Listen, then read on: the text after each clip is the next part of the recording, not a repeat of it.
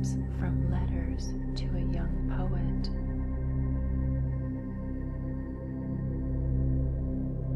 Things are not all so comprehensible and expressible as one would mostly have us believe. Most events are inexpressible, taking place in a realm which no word has ever entered, and more inexpressible than all else are works of art, mysterious existences, the life of which, while ours passes away, endures. You are looking outward, and that, above all, you should not do now. Nobody can counsel and help you. Nobody. There is only one single way. Go into yourself. Search for the reason that bids you write. Find out whether it is spreading out its roots in the deepest places of your heart. Acknowledge to yourself whether you would have to die if you were denied to write. This, above all, ask yourself in the stillest hours of your night. Must I write? Delve into yourself for a deep answer. And if this should be affirmative, you may meet this earnest question with a strong and simple, I must. Then build your life according to this necessity. Your life, into its most indifferent and slightest hour, must be a sign of this urge and a testimony to it. Then draw near to nature. Then try, like some first human being, to say that you see and experience and love and lose. Do not write love poems.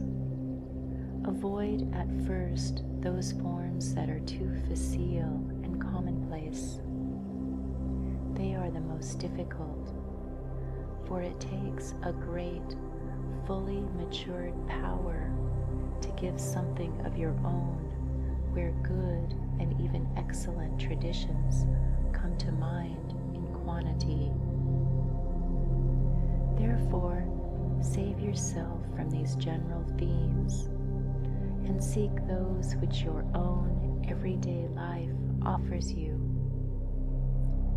Describe your sorrows and desires, passing thoughts, and the belief in some sort of beauty.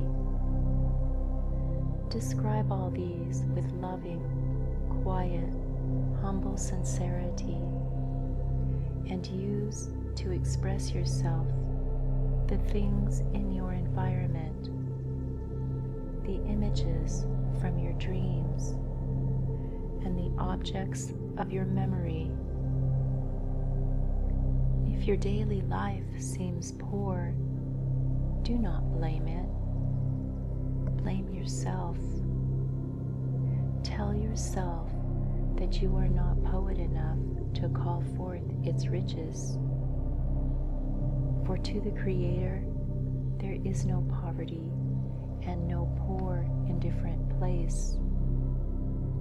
And even if you were in some prison, the walls of which let none of the sounds of the world come to your senses, would you not then still have your childhood, that precious, kingly possession, that treasure house of memories? Turn your attention thither. Try to raise the submerged sensations of that ample past. Your personality will grow more firm. Your solitude will widen and will become a dusky dwelling past, which the noise of others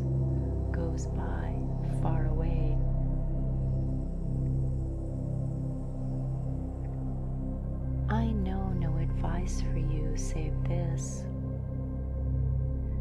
to go into yourself and test the deeps in which your life takes rise. At its source, you will find the answer to the question whether you must create. Accept it just as it sounds, without inquiring into it. Perhaps it will turn out that you are called to be an artist. Then take that destiny upon yourself and bear it, its burden and its greatness, without ever asking what recompense might come from outside. For the Creator must be a world for himself and find everything in himself and in nature to whom he has attached himself. Live a while in books. Learn from them what seems to you worth learning. But above all, love them. This love will be repaid you 1,000 and 1,000 times. And however your life may turn, it will, I am certain of it, run through the fabric of your growth as one of the most important threads among all the threads of your experiences, disappointments, and joys. Everything is gestation and then bringing forth.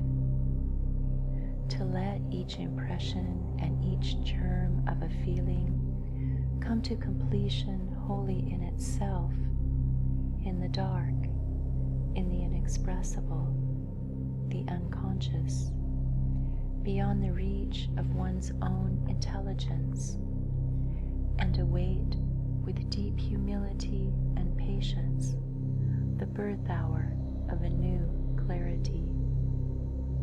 That alone is living the artist's life, in understanding as in creating. There is here no measuring with time. No year matters, and 10 years are nothing. Being an artist means not reckoning and counting, but ripening like the tree which does not force its sap and stands confident in the storms of spring, without the fear that after them may come no summer. It does come, but it comes only to the patient, who are there as though eternity lay before them, so unconcernedly still and wide. I learn it daily, learn it with pain to which I am grateful. Patience is everything.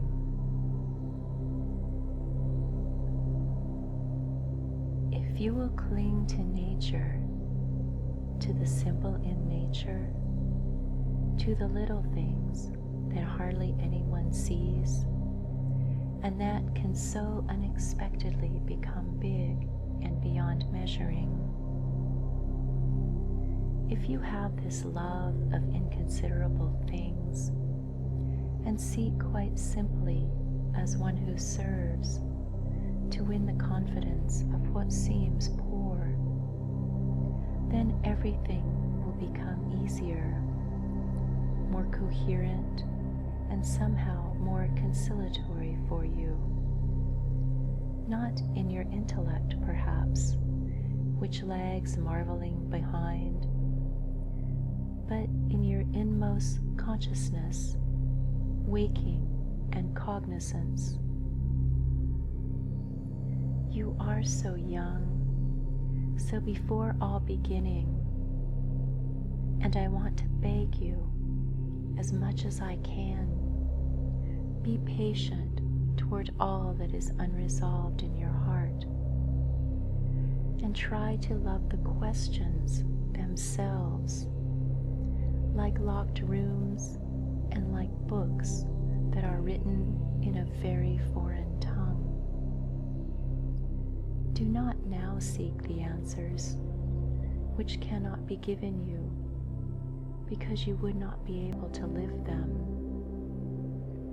And the point is to live everything.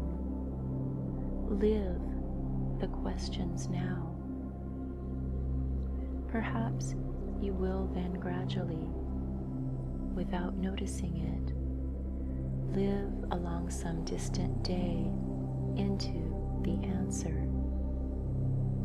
Perhaps you do carry within yourself the possibility of shaping and forming as a particularly happy and pure way of living. Train yourself to it, but take whatever comes with great trust. And if only it comes out of your own will, out of some need of your inmost being, take it upon yourself and hate nothing.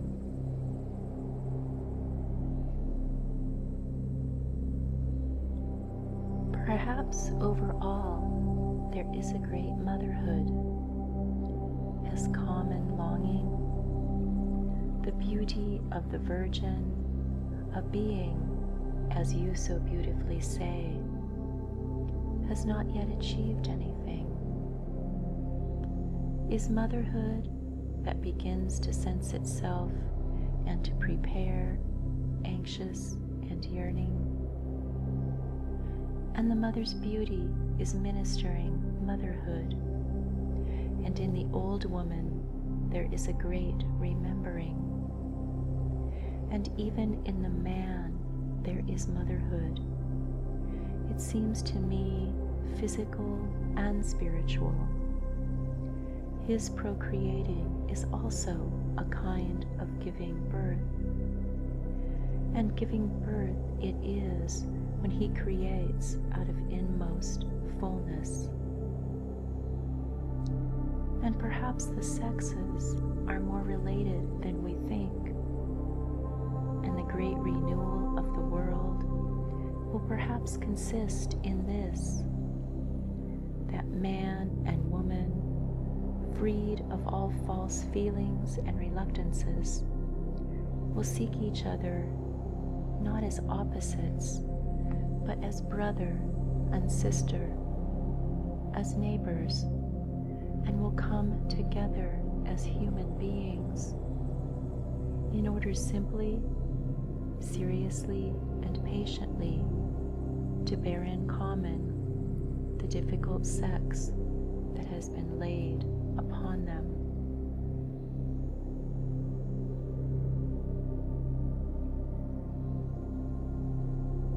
Love your solitude and bear with sweet-sounding lamentation the suffering it causes you.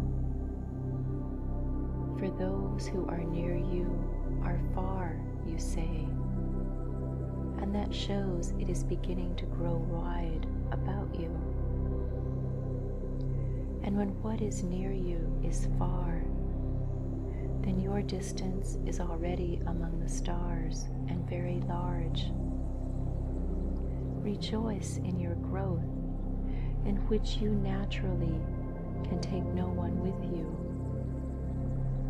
and be kind to those who remain behind, and be sure and calm before them, and do not torment them with your doubts, and do not frighten them with your confidence or joy, which they could not understand.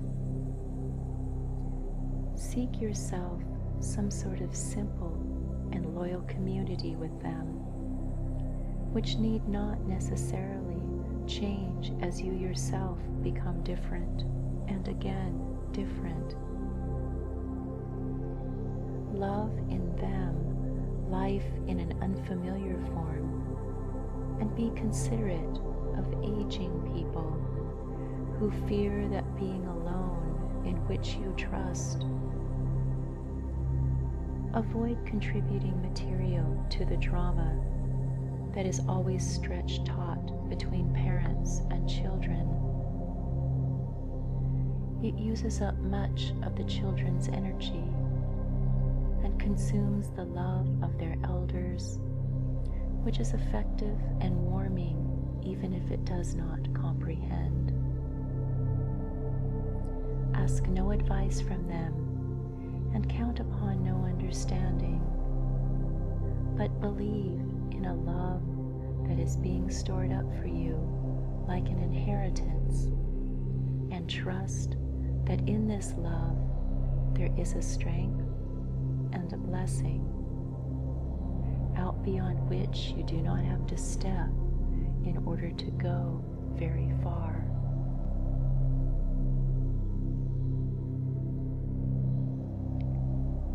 I believe that almost all of our sadnesses are moments of tension that we find paralyzing because we no longer hear our surprised feelings living,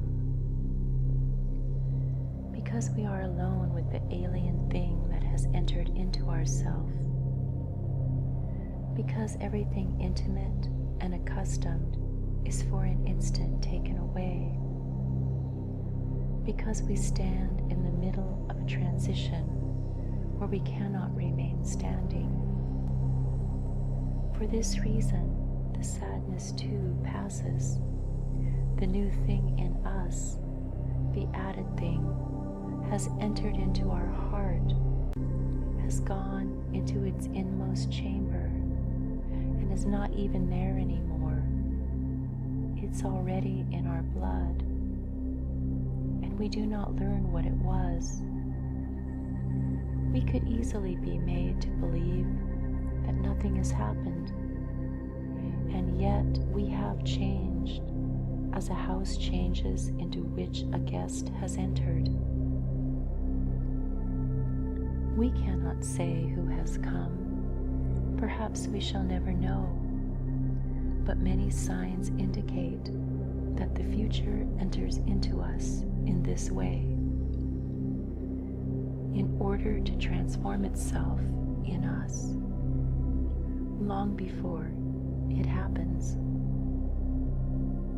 And this is why it is so important to be lonely and attentive when one is sad, because the apparently uneventful and stark moment at which our future sets foot in us is so much closer to life than that other noisy and fortuitous point of time at which it happens to us as if from outside.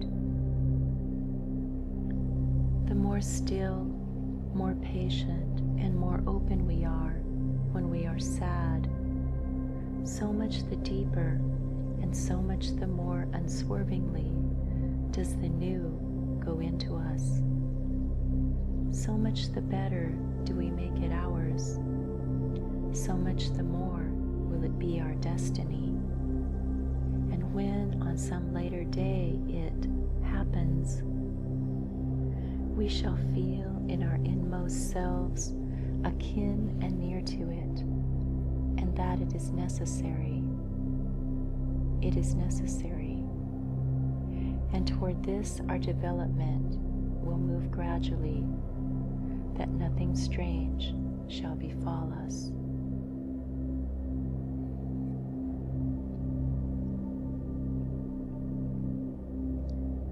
We must assume our existence as broadly as we in any way can. Everything, even the unheard of, must be possible in it. That is at the bottom the only courage that is demanded of us. To have courage for the most strange, the most singular, and the most inexplicable that we may encounter. That humankind has, in this sense, been cowardly, has done life endless harm. The experiences that are called visions, the so-called spirit world, death, and all those things that are so closely akin to us have, by daily parrying, been so crowded out of life that the senses with which we could have grasped them are atrophied. To say nothing of God. But fear of the inexplicable has not alone impoverished the existence of the individual.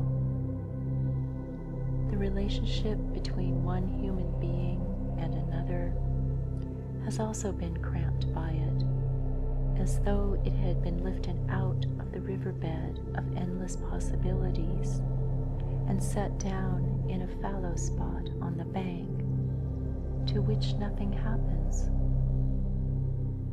For it is not inertia alone that is responsible for human relationships repeating themselves from case to case, indescribably monotonous and unrenewed. It is shyness before any sort of new, unforeseeable experience with which one does not think oneself able to cope, but only someone who is ready for everything, who excludes nothing, not even the most enigmatical, will live the relation to another as something alive, and will himself draw exhaustively from his own existence. For if we think of this existence of the individual as a larger or smaller room, it appears evident that most people learn to know only a corner of their room, a place by the window, a strip of floor on which they walk up and down. Thus, they have a certain security, and yet that dangerous insecurity is so much more human, which drives the prisoners in prose stories to feel out the shapes of their horrible dungeons, and not to be strangers to the unspeakable terror of their abode. We, however, are not prisoners. No traps or snares are set about us, and there is nothing which should intimidate or worry us.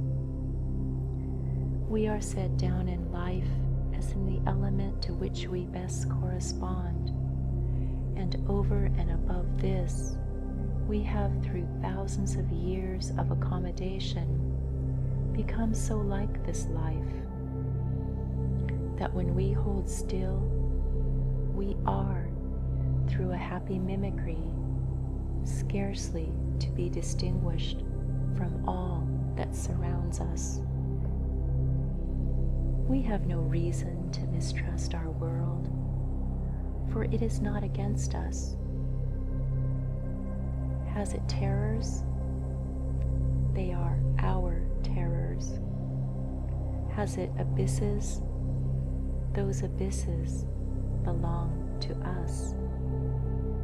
Are dangers at hand? We must try to love them. And if only we arrange our life according to that principle which counsels us that we must always hold to the difficult, then that which now seems to us the most alien will become what we most trust and find most faithful. How should we be able to forget those ancient myths that are at the beginning of all peoples? The myths about dragons that at the last moment turn into princesses. Perhaps all the dragons of our lives are princesses who are only waiting to see us once beautiful and brave. Perhaps everything terrible is in its deepest being something helpless that wants help from us.